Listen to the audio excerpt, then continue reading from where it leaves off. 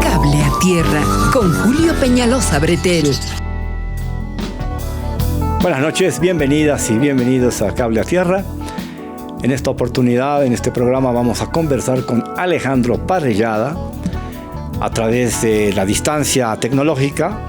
Él está en Santa Cruz, él es el coordinador para América Latina del Grupo Internacional de Trabajo en Asuntos Indígenas, que tiene relación con Bolivia y con varios países de nuestro continente, y que ha venido justamente para la realización de un seminario sobre mapeo satelital de territorios y pueblos indígenas en América Latina, en Asia y en África. Vamos a conversar sobre la problemática indígena que no está en la agenda diaria de las noticias sobre el continente, y vamos a ponerle un particular acento, un particular énfasis a nuestro país, a Bolivia. Bienvenidas y bienvenidos.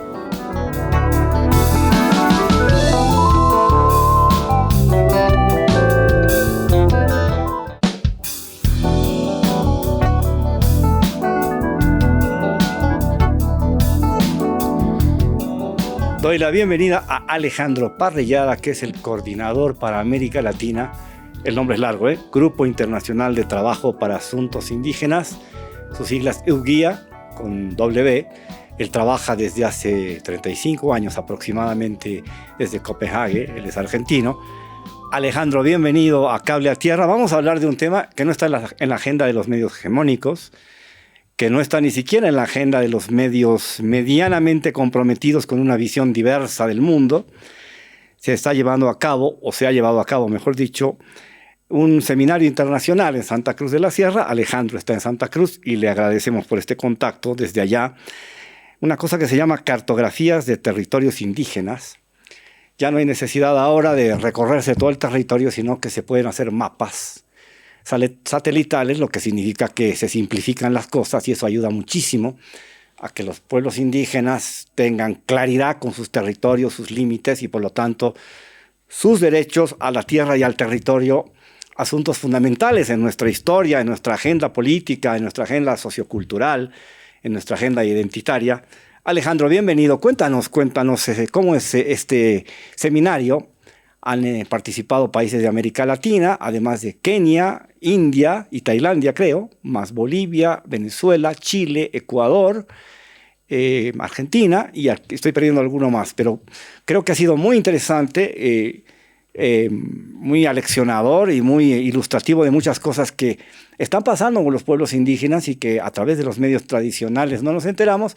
Y como nosotros tenemos un vínculo de hace tantos años, hemos hecho esta revista en el año 2007, Asuntos Indígenas.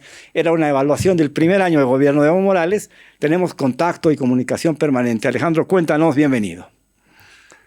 Bueno, antes que nada, gracias, Julio, por la invitación. Saludos a todos los oyentes. Para mí es un placer estar, como siempre, de paso por Bolivia, en este caso en Santa Cruz.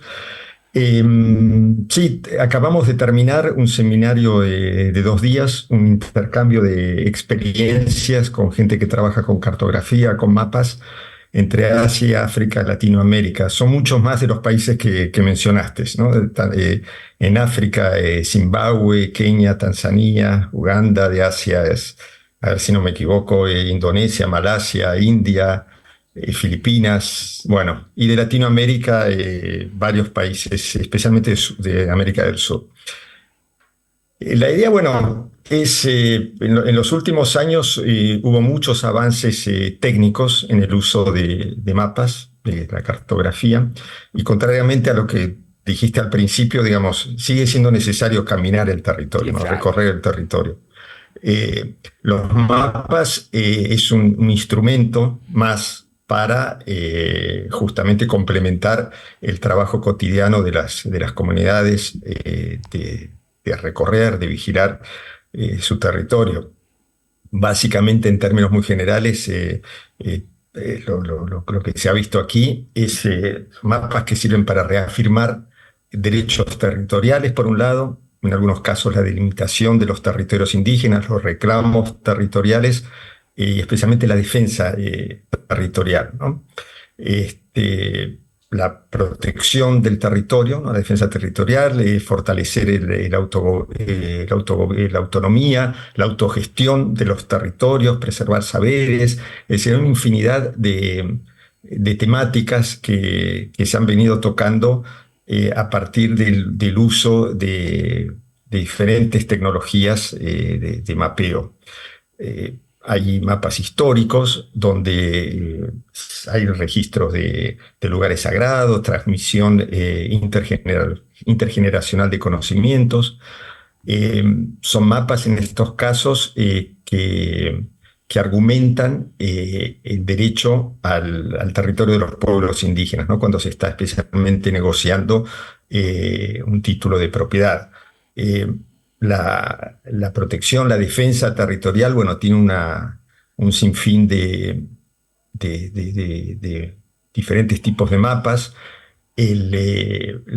Detectar actividades ilegales en el territorio. Varias de las exposiciones mostraban cómo por diferentes medios se registraban pistas de aterrizaje clandestinas, minería ilegal, deforestación legal o ilegal, digamos, diferentes amenazas sobre los territorios indígenas, ¿no? Los mapas, la cartografía, es información muy precisa porque normalmente es información georreferenciada, es una foto de lo que está ocurriendo y sirve como elemento, como herramienta para eventuales denuncias en el caso de actividades ilegales o para sustentar reclamos territoriales. Pero ya te digo, hubo, no sé qué cantidad de paneles hubo, pero hubo varios que a mí mismo, digamos que si bien vengo trabajando en esto hace tiempo, me llamaron mucho la atención porque las tecnologías se han abaratado, se han simplificado, son de muy fácil acceso, la conectividad en las comunidades ha aumentado, entonces en este sentido la tecnología viene siendo un elemento interesante para complementar lo que decías al principio del recorrido que siguen haciendo las comunidades, los que llaman los monitores ambientales, que día a día ven lo que está ocurriendo en su territorio y en algunos casos estos monitores que hacen el camino de sus comunidades, cuando detectan alguna actividad ilegal, por ejemplo, tienen los elementos, generalmente como GPS, imágenes de satélites, drones, etcétera, para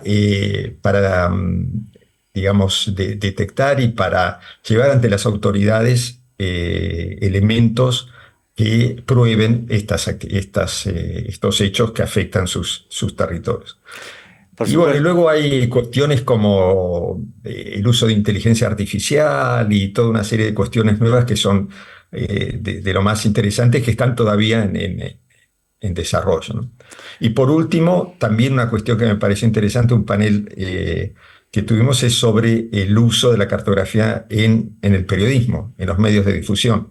Tuvimos varios periodistas invitados que mostraban cómo cómo siguen utilizando diferentes tipos de mapas para argumentar muchos de sus trabajos, ¿no?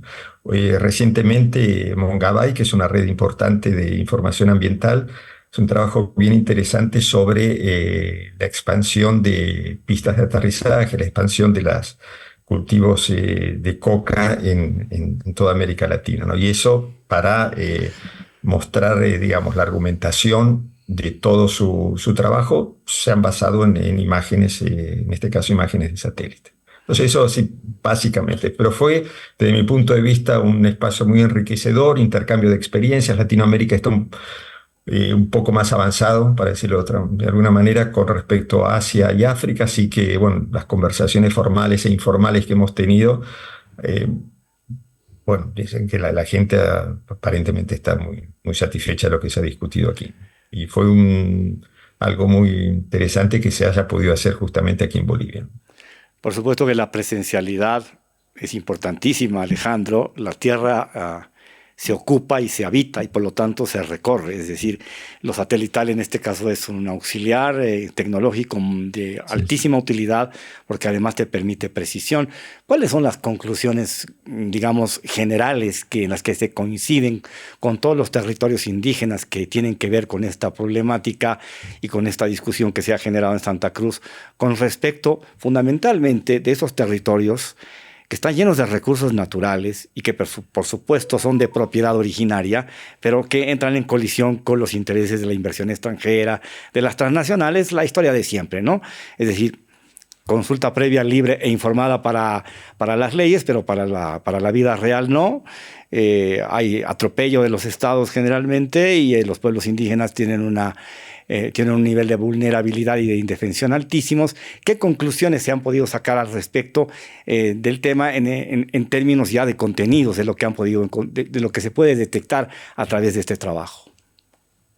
Bueno, en términos generales, lo que ya sabemos nosotros es una brecha de implementación de todos los derechos que han obtenido los pueblos indígenas. Si bien hay una serie de leyes, reglamentos que garantizan la integridad territorial de los pueblos indígenas, siguen habiendo una enormidad de invasiones, o están creciendo el número de invasiones, de penetración de empresas legales e ilegales sobre los territorios indígenas, digamos, de todo tipo. Y eso es una cuestión común en todos los continentes. Los territorios indígenas están cada vez más amenazados por la búsqueda de materias primas, diferentes tipos de recursos naturales. El oro en este momento ha alcanzado precios altísimos y eso ha generado un aumento muy fuerte de todo lo que es la minería ilegal especialmente, ¿no? Entonces, la minería es en este momento, junto con el narcotráfico y generalmente asociada a las dos cosas, una de las principales amenazas, al menos en América Latina. De vuelta, los mapas son solo un proceso, un elemento para todo un trabajo que las organizaciones indígenas tienen que hacer, las instituciones de apoyo, para primero informar de lo que está pasando a un público en general, que como tú decías, la agenda indígena no ocupa la primera plana de los medios de difusión. Entonces, informar lo que está pasando, el público en general, internamente, y tratar de iniciar acciones legales, si son posibles. No todos los países son receptores de este tipo de denuncias, pero bueno, es parte del trabajo que hacemos nosotros y hacen las organizaciones indígenas. Como conclusiones, bueno, reafirmar las amenazas que siguen teniendo los territorios indígenas en todo el mundo, la utilidad de la cartografía, la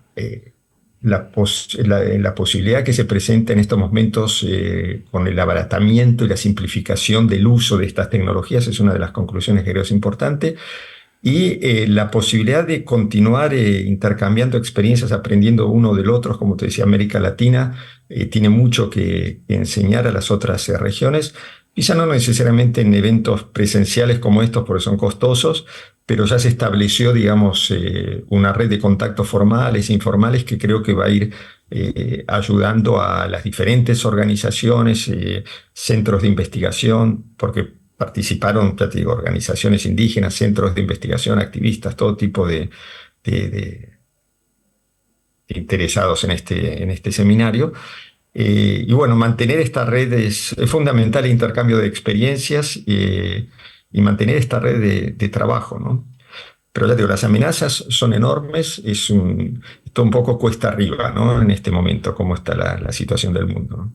A ver, vamos un poco por países. Ustedes que trabajan con toda América Latina, tengo la sensación de que lo que está haciendo el gobierno de Noboa en Ecuador es muy complejo, altamente explosivo, con un nivel de confrontación muy grande. El presidente Noboa tiene intereses empresariales en inversión minera canadiense, creo, tiene familiares vinculados a estas inversiones y por lo tanto eso entra en colisión con la defensa del territorio de los pueblos indígenas ecuatorianos y eso además, considerando que en Ecuador hay una alta participación indígena en los asuntos políticos, en la vida pública del país, hace más complicado el asunto. ¿Qué ¿Qué diagnóstico tienes con respecto de ese Ecuador gobernado ahora por Noboa, que nos promete todavía varios momentos de dificultades y de tensión?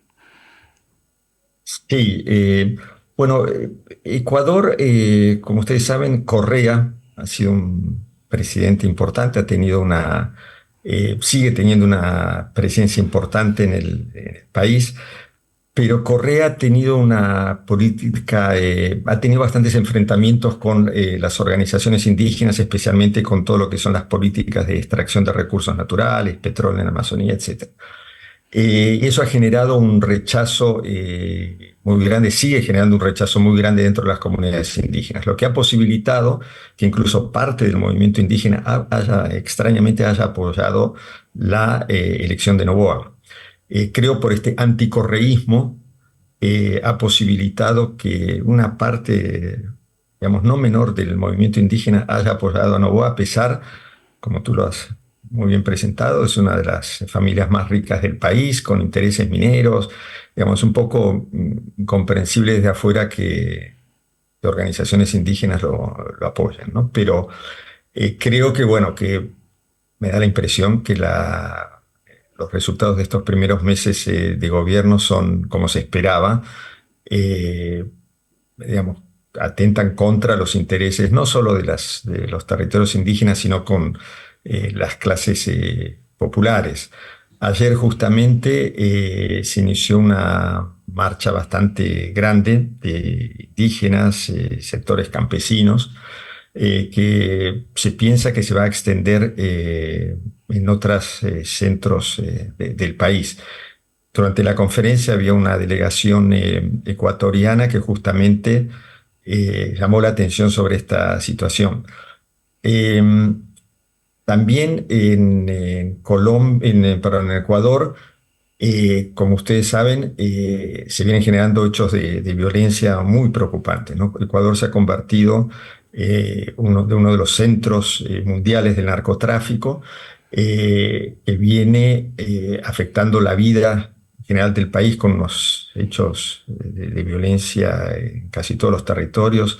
Y uno de los dirigentes más notables, más importantes del movimiento indígena, casi pierde la vida hace poco tiempo, un intento de asesinato por parte de unos policías que fueron apresados por la propia comunidad indígena, y hoy en día hay una causa contra esta comunidad por apresar a los policías que quisieron asesinar al dirigente, ¿no?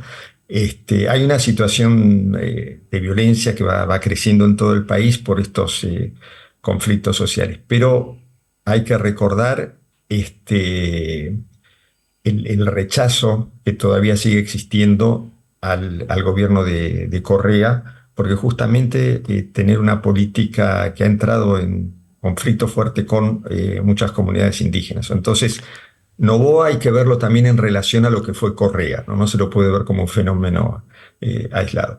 Pero sí, aparentemente están creciendo las protestas y nosotros estimamos que esto no queda así. Ya te digo, el día de ayer y hoy hay marchas importantes en todo el país contra la política económica de Noboa. El extractivismo y el desarrollismo no van de la mano del progresismo, pero los ha hecho coincidir Correa. Yo en ese sentido estoy completamente de acuerdo contigo. ¿Qué pasa con ¿Qué es el progresismo? ¿Qué es la claro, izquierda? ¿Qué es la derecha? Hoy sí. son términos Sí, un cada vez es poquito. más nebuloso eso, sí. ¿Qué Sí, pasa con sí. Colombia? Que tenemos un presidente progresista que prometía muchas cosas o que nos había generado muchísimas expectativas, pero con la conflictividad que genera el narcotráfico, el llamado terrorismo, la guerrilla o la insurrección, los pueblos indígenas ahí en medio, como que el panorama lo veo demasiado confuso y me da la impresión que Petro no ha podido hacer todo lo que hubiera querido y de repente ya no ha querido hacer mucho porque, claro, una cosa es cuando estás ahí abajo tratando de llegar, pero cuando ya estás en el poder, la vida y la realidad se mira de otra manera. Bueno, hay diferentes opiniones sobre Petro, incluso dentro de la misma llamada izquierda, eh, donde marcan varias diferencias sobre la forma de gobernar de Petro, digamos. Yo he visitado, no visito muy frecuentemente Colombia, pero las veces que he estado, con la gente con la que trabajamos, está muy preocupada porque el llamado proceso de la paz total, o sea, negociar con todas las disidencias armadas, el narcotráfico, ha fracasado.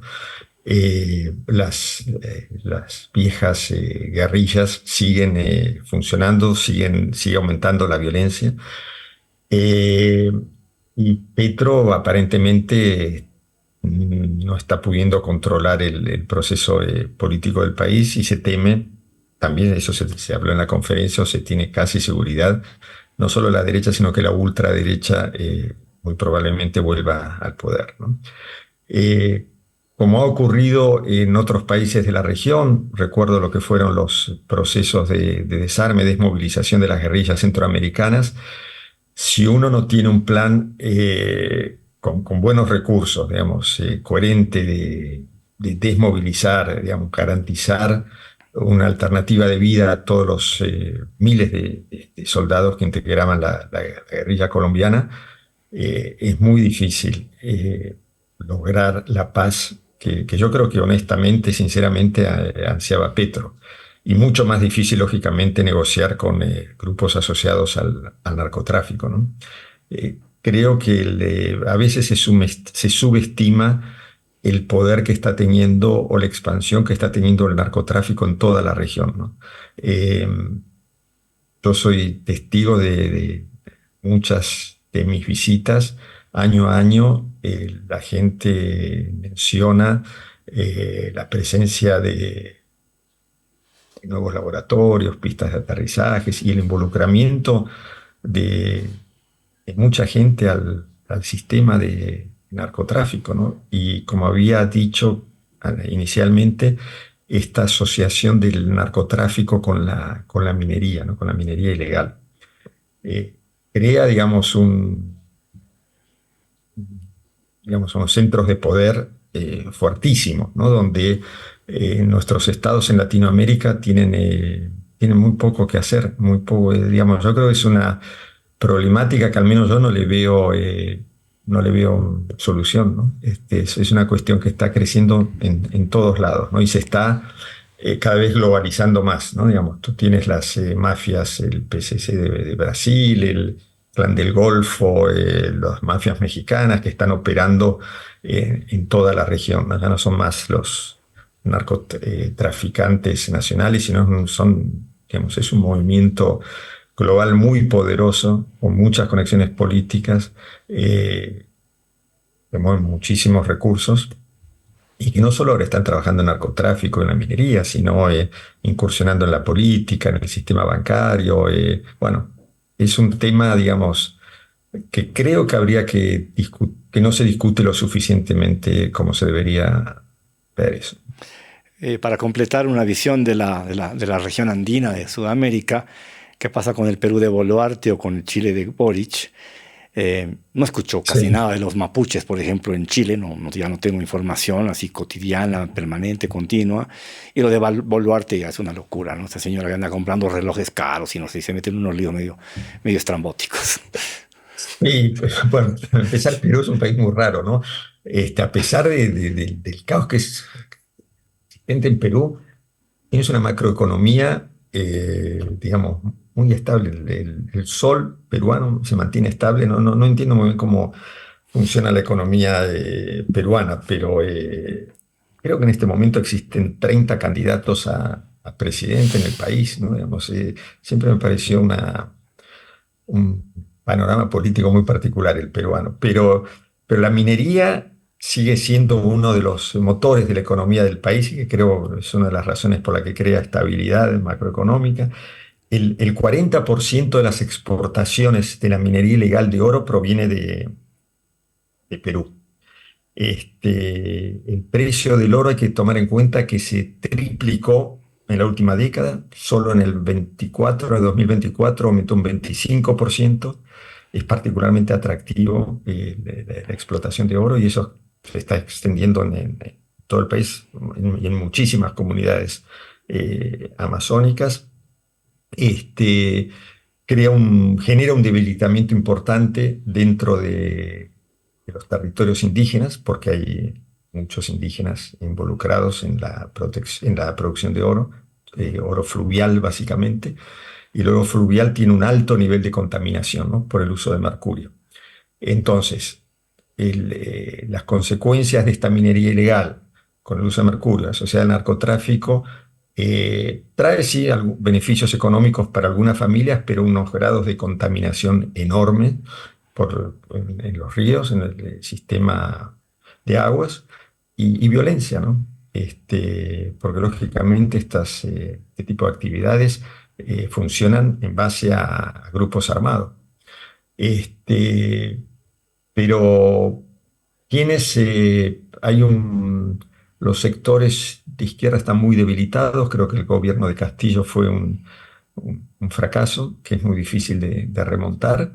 Ya te digo, tienes una presidenta que creo que tiene un grado de aceptación del 4%, pero asimismo la tipa sigue en el poder. No hay un Congreso eh, muy corrupto, asociado al fujimorismo.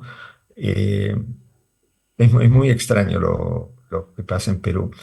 Recientemente, hace 2, 3 días, se aprobó una ley para la cooperación internacional terrible, porque es una ley que exige que todas las instituciones que trabajan con cooperación internacional se registren en el Estado, que el Estado acepte los programas de trabajo, pero que ningún proyecto de cooperación pueda tener actividades que vayan contra el Estado. Digamos, está prohibido cualquier tipo de actividad que cuestione la autoridad estatal.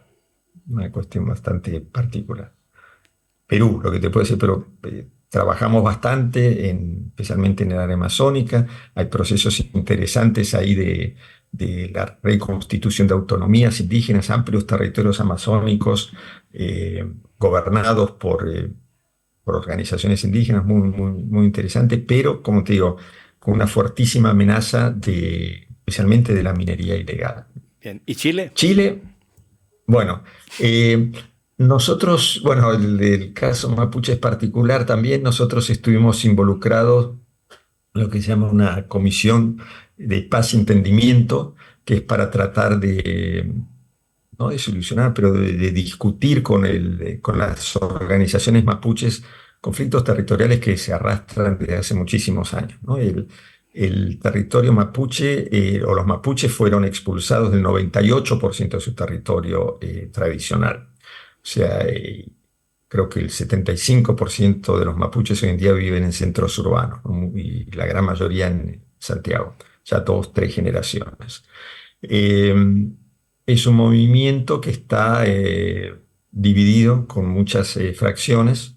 Eh, tiene, digamos, algunos problemas internos para tratar de levantar demandas comunes hacia el Estado.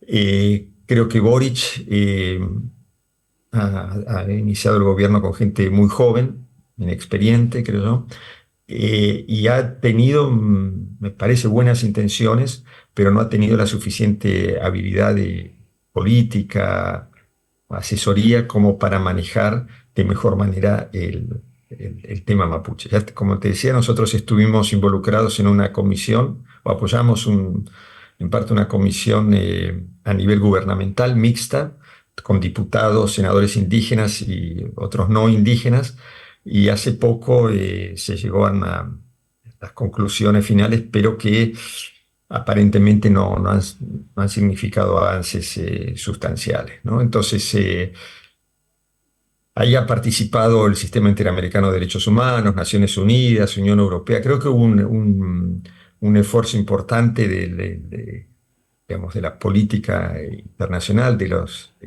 organismos internacionales de derechos humanos, para tratar de dar una mano, un diálogo con las organizaciones mapuches, pero realmente no se ha avanzado mucho. Aquí en el seminario también tuvimos presencia de cartógrafos mapuches, donde mostraban justamente toda la historia del despojo de los territorios indígenas y los pocos avances que se han realizado. De vuelta, existe un riesgo que no solo vuelve a la derecha, sino también con la ultraderecha en Chile. Así que el panorama está está un poco complicado, ¿no? Si vemos Colombia, Perú, Ecuador, Chile, no sabemos qué. Bien. Bueno, Argentina ya sabemos. Alejandro, hacemos una pausa y luego continuamos conversando y hablamos sobre Bolivia, que eso ya es otro asunto Es otra cosa. más pesado. Dale. Bueno, vamos a la pausa.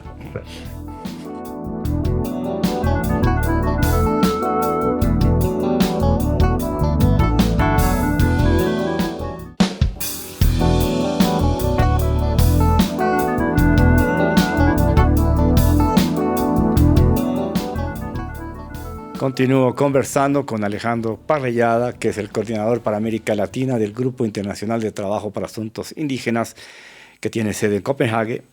El IPGUIA trabaja con Senda en Bolivia, el Centro de Comunicación y Desarrollo Andino, trabaja con la Organización de Apoyo Legal y Social ORE, y de mucho antes que con el Centro de Estudios Jurídicos e Investigación Social, CEGIS, que en su momento dijeron que era la fábrica de ministros del primer momento de gobierno de Evo Morales. De ahí han salido varios y han tenido impacto, repercusión. A ver, Alejandro, Bolivia, a partir del año 2006, cuando asume Evo Morales, asume colectivamente un proyecto con una gran ilusión, con una gran esperanza y con una gran potencia motivacional para ir para adelante, porque está a puertas de fundarse el Estado plurinacional. Y el centro de lo plurinacional es el sujeto colectivo indígena, originario, campesino. En Bolivia hemos tenido dos vicepresidentes indígenas y un presidente indígena, autoidentificado así en los últimos 20, 30 años. Víctor Hugo Cárdenas, alineado con el neoliberalismo, con Gonzalo Sánchez de Lozada. Bueno, luego viene Evo Morales, que ha estado casi 15 años. Y ahora todavía tenemos a David Choquehuanca, que es el vicepresidente, Saimara él, y por lo tanto lo indígena ha tenido un protagonismo desde el punto de vista político muy importante, y creo que se tenía claro qué se quería hacer. Yo quisiera que analicemos toda la problemática que ha generado el paso de Evo Morales y el llamado proceso de cambio, la revolución democrática y cultural, en dos partes, porque creo que la primera parte es muy interesante. Pero conforme va avanzando el gobierno, lo indígena, originario, campesino, va dejando de ser el centro de la importancia del proyecto político. En términos generales, sin inmiscuirte en asuntos internos para que no nos critiquen y nos compliquen, quisiera una lectura crítica sobre todo esa temática que tú has venido observando con agudeza crítica y además con directa relación con organizaciones que trabajan, sobre todo con los pueblos indígenas de Bolivia, de las tierras bajas. Sí, digamos, voy a ser un poco cuidadoso justamente para no opinar donde, bueno, no meterme donde no me llaman, pero recuerdo cuando subió Evo, ha tenido un impacto a nivel global, ¿no? Dentro de todo el movimiento indígena a nivel global. Ha sido una noticia importantísima. Organizaciones indígenas de todo el mundo han acompañado muy de cerca lo que ocurría en Bolivia, los avances de toda esta primera etapa del gobierno de Evo Morales, el proceso constituyente, la aceleración de este proyecto de saneamiento y legalización de las tierras comunales indígenas, un proceso que se había iniciado anteriormente, pero en la primera etapa del gobierno de Evo Morales, en la primera presidencia, tuvo un empuje muy fuerte y que realmente ha cambiado en ese momento. Recuerdo, ¿no? Que era notable, se notaba el cambio del país, ¿no? Y una cuestión también más subjetiva, que era, tú veías que el indígena obtenía una dignidad, digamos, una presencia en los espacios públicos que no existía hasta este momento, hasta ese momento. Entonces yo creo que esa primera etapa ha sido un proceso realmente impresionante, ¿no? Digamos, no solo a nivel boliviano, sino a nivel global, ¿no? Me da la impresión, como tú dices, que luego, la segunda etapa del gobierno de Evo Morales, aparentemente el foco de atención, de interés del gobierno dejó de ser las organizaciones indígenas, campesinas, para, bueno, enfocarse en otros sectores del país, ¿no? Ahí hay cuestiones conflictivas, como es el apoyo a la expansión de la frontera agrícola-ganadera, que ha traído una serie de consecuencias que se siguen viviendo hasta ahora, como son el tema de la deforestación, incendios, cuestiones por el estilo. Eh, Tengo entendido que no se hicieron tampoco las suficientes inversiones en todo el tema de gas, que ha generado la situación económica que se vive hoy en día. Estamos con unos preocupantes indicadores económicos en el país, ¿no? Pero de vuelta, yo creo que el primer periodo de Evo ha sido digamos, una experiencia muy enriquecedora, ha sido una luz para toda la región, porque era un proceso diferente, ¿no? A los otros gobiernos, para llamar progresistas o de izquierda, como se lo quería llamar en la región. El gobierno de Evo era algo nuevo, ¿no? Algo diferente. Creo que como todos los gobiernos, con la gente que está en el poder, tiene un desgaste y me parece que es lo que ocurrió con el caso de Evo. A veces no es muy bueno estar de demasiado tiempo en el poder, ¿no? La alternancia de poder puede ser saludable a veces. Consulta libre, previa e informada, que era un concepto jurídico vinculado a derechos colectivos, pero que el gobierno de Evo creo que no ha atendido de la manera rigurosa, consecuente con su discurso, y eso ha generado muchísimos conflictos y empezó a provocarse como que reacciones negativas, en sentido de, bueno, y si este es el gobierno de los indígenas, de los originarios, y se estornuda en la consulta libre, previa e informada, ¿de qué estamos hablando? No era que cambiábamos y el Estado jugaba un papel sobre todo vinculado a potenciar la sociedad a partir de sus expresiones colectivas identitarias tan importantes en un país en que hay reconocidos 36 pueblos y naciones indígenas. ¿Cómo se lee esto? El desarrollismo, el extractivismo se impusieron.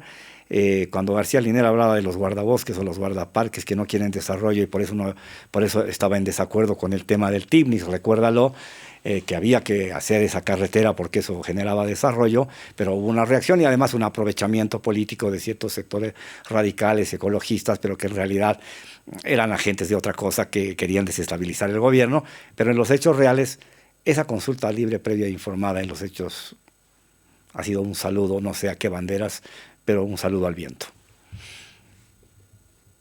Sí, digamos, en general conozco poquísimos casos donde se haya, a nivel mundial, ¿no? Donde se haya realmente implementado la consulta previa libre informada, porque es un proceso que requiere que ante una, por ejemplo, inversión, un proyecto de inversión, las comunidades sean consultadas antes de Exacto. que se decida sobre ese proyecto, que sea de buena fe, que haya una relación simétrica entre la empresa o el Estado con las comunidades. Bueno, hay toda una serie de requisitos que están muy bien establecidos en el convenio 169 de la Organización Internacional de Trabajo, en la Declaración de la ONU, en toda una serie y en Bolivia especialmente, ¿no? Que son, que las ha incorporado, estos derechos están incorporados en la Constitución.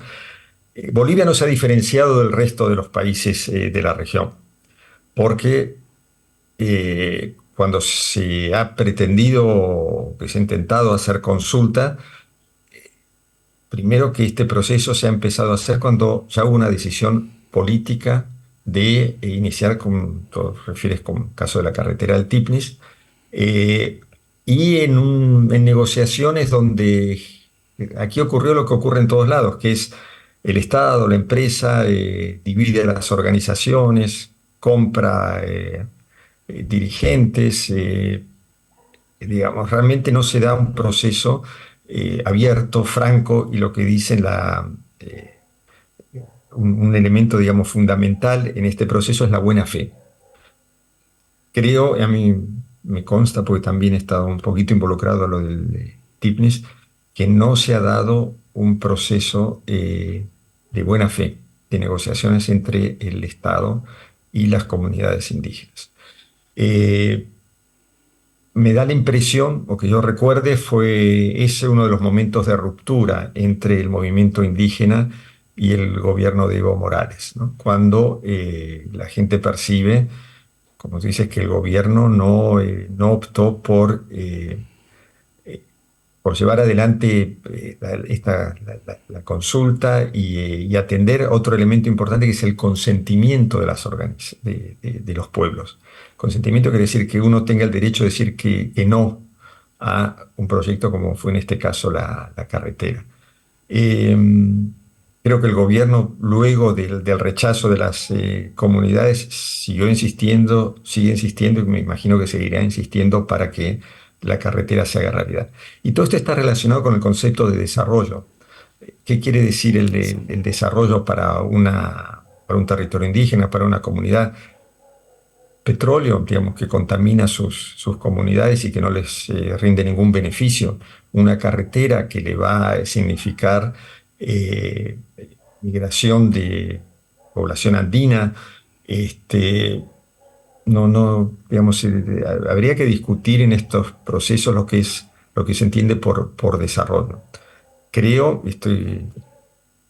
pongo las manos en el fuego, que muy poco de estos proyectos significa un verdadero desarrollo para las comunidades donde pasa la carretera, donde hay extracción petrolera, gas, etcétera, etcétera. Me parece un contrasentido, pero ha sucedido. Hablaba con Eulogio Núñez antes de conversar contigo. Solo se necesitaban o se necesitan 40 millones de dólares que han sido trancados en la Asamblea Legislativa Plurinacional para terminar completamente el saneamiento de tierras en Bolivia, que tengamos el 100%, hubiera sido algo histórico. Hubiera pasado a la historia Luis Arce Catacora con solamente este logro. Pero no ha podido suceder, por eso esos 40 millones no hubo, no salieron de ninguna parte, no había otra manera que buscarlos en el crédito internacional, con un país que tiene problemas de insuficiencia de dólares, problemas de carburantes, etcétera, no se ha podido.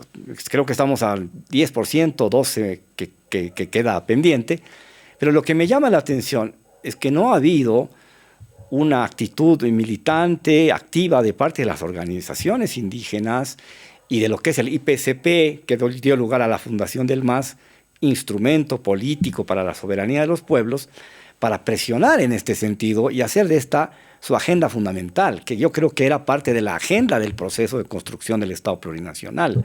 Y por lo tanto, este gobierno no va a terminar, a pocos meses de irse, a 2 meses prácticamente, no va a terminar con el saneamiento. Y quién sabe qué hará el próximo gobierno, que tiene una perspectiva ideológica distinta, la derecha más dura, o una centro derecha o centro izquierda, culipandera, como le quieran llamar. No sé si esto va a formar parte de su agenda de prioridades. ¿Cómo lees esto? Esto es verdaderamente un contrasentido con la ley de reconducción comunitaria de hace varios años. Ya en el gobierno de Evo nos dijimos todos, esto va a funcionar, es cuestión de tener tiempo, en 10 años esto está arreglado. ¿Cómo lees todo este proceso que termina no terminando, para decirlo de alguna manera? Bueno, una cuestión particular que ha ocurrido con esta ola de gobiernos progresistas en la región de hace unos años atrás fue que muchos, o no sé si muchos, pero varios dirigentes fueron cooptados, pasaron a trabajar para el Estado. No solo en Bolivia, ¿no? Sino pasó también, mencionamos el caso de Correa en Ecuador, ¿no? Y también mencionaste que muchos de los miembros de SEGIS pasaron a formar parte del gobierno de Evo Morales. Hubo un vaciamiento de muchos funcionarios, digamos, personas importantes de las diferentes ONGs y divisiones y de las organizaciones indígenas. La CIDOB, la Organización de Tierras Bajas, se dividió, creo que todavía siguen existiendo 2 CIDOBs, ¿no? Hay un debilitamiento importante, me da la impresión, viéndolo muy desde afuera, de la sociedad civil en general, que no ha tenido la fuerza que tenía antes para demandas como fue en su momento la constituyente o el saneamiento, la legalización de los territorios. De vuelta, yo lo miro muy desde afuera, pero percibo que hay una cierta debilidad para articular estas demandas, como incluso antes esta articulación de tierras altas, tierras bajas, tenían organizaciones indígenas, campesinas realmente fuertes. Hoy en día me da la impresión que eh, han dejado de ser tan fuertes como hace, no sé, 15 años atrás, ¿no? Entonces, creo que, creo que el panorama está complicado, especialmente con lo que se viene, ¿no? Uno de los candidatos que pasó a la segunda vuelta, creo que habló abiertamente para acabar con las tierras comunales, con la propiedad colectiva de la tierra. Eh, Creo que ninguno de los dos que han pasado a segunda vuelta tiene una clara agenda indígena. Entonces, el panorama no parece muy alentador. Y por lo tanto, ¿cómo se reorganiza el movimiento indígena considerando que hay un problema interno? Eso de los pueblos indígenas de tierras altas, quechuas y aymaras, que son mayoritarios, y los indígenas de tierras bajas, que son minoritarios. Y me da la sensación de que los aymaras, algunos aymaras muy empoderados, creen que el estatus de aymara es más importante, tiene más prestigio y por lo tanto más relevancia e incidencia política que ser, por ejemplo, ayoreo. Que los ayoreos tienen unos problemas gravísimos en este momento en la zona de Santa Cruz. Eh, Sí, a mí me parece que la situación de Bolivia en este momento es dramática, ¿no? Una catástrofe ambiental que creo que el año pasado fue el peor incendio que hubo en el país, 12 millones de hectáreas quemadas, creo que fue el 68% aquí en Santa Cruz. La expansión de la frontera agrícola está causando una serie de daños ambientales y sociales tremendos, la minería no, las tierras altas también sigue creando situaciones de impactos ambientales, sociales. Eh, en este momento hay otro, por ejemplo, uno de los conflictos que venimos acompañando es una construcción de la carretera en el área de conservación Guaraní-Nimbiguazo. Es una carretera que conectaría Santa Cruz con sí, con Puerto Suárez, que de vuelta crea unos impactos ambientales y sociales muy serios, ¿no? Entonces, eh, la, el panorama económico es muy grave y de vuelta, un panorama así con organizaciones de la sociedad debilitadas abre las puertas para que estas políticas neoliberales se puedan reinstalar con la mayor fuerza y sin ningún tipo de impedimento, ¿no? Para que creo que se pueda volver unos cuantos pasos atrás de lo que ya se había logrado con el gobierno del MAS, ¿no? Pero bueno, las últimas elecciones evidenciaron un descalabro de todo lo que fue el MAS, así que bueno, habrá que ver qué pasa, pero la situación económica, ambiental y social es muy preocupante, ¿no? Última pregunta, Alejandro. Hemos retrocedido tanto que vamos a volver casi a foja cero. 20 años son, 20 años de construir un proceso que se ha ido diluyendo en términos de lo esencial. En el momento en que sobre todo Evo Morales decide que tiene que ir a la reelección sí o sí, hay un parteaguas ahí el 21 de febrero de 2016, y de ese Evo Morales que tenía una vocación, por lo menos aparente, comunitaria, colectivista, pasa a ser un Evo Morales líder occidental al peor estilo, personalista, culto a la personalidad, liderazgo carismático latinoamericano y por lo tanto a la deformación del proceso a partir de que ese liderazgo se cambia el chip y por lo tanto, sobre todo las clases medias enfurecidas que estaban hartas porque no se iba y no se iba y se seguía quedando, entonces generaron una polarización que nos llevó al golpe de Estado del 2019. Hay que recomenzar de nuevo, Alejandro. ¿Cómo lees el ánimo de las organizaciones y del asesoramiento, además? Porque esta es una tarea dura, difícil, cotidiana, a veces con carencia de recursos muy notable, que hace que las cosas incluso por ese mismo hecho sean más dificultosas. De vuelta, no es una situación exclusiva de Bolivia. creo que Colombia, Chile, en este caso Argentina, hay un avance de ¿no? de la ultraderecha muy fuerte, y en gran parte, creo yo, por el fracaso de estos últimos años de los gobiernos llamados de izquierda. Entonces hay que repensar, no sé si es volver a foja cero, pero hay que volver a empezar de vuelta cómo se reconstruye el campo popular, cómo buscar nuevos caminos, no volver siempre a lo mismo. Hay que repensar las cosas. Estamos en una situación difícil, no solo en Latinoamérica, sino a nivel global. Los mecanismos internacionales de derechos humanos no funcionan, hay las amenazas de Estados Unidos, los conflictos armados a nivel mundial. Estamos en una situación de lo más crítica. Y creo que las cuestiones de inseguridad, de narcotráfico, es una lista larga, digamos, de amenazas. Creo que en este momento, una opinión muy personal, la izquierda o el progresismo no está encontrando respuestas claras, al menos que enamore a la gente, para buscar caminos nuevos. Se le está abriendo la puerta a esta ultraderecha para probar recetas que sabemos que tampoco van a funcionar, pero hay que darse un tiempo para repensar esto. No sé si se vuelve a foja cero, pero se vuelve bastante atrás. Bien, Alejandro, muchísimas gracias por tu tiempo. Creo que ha sido una conversación muy ilustrativa, muy útil, muy informativa.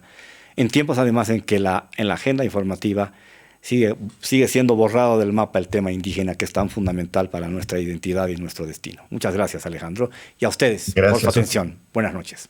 Gracias a todos.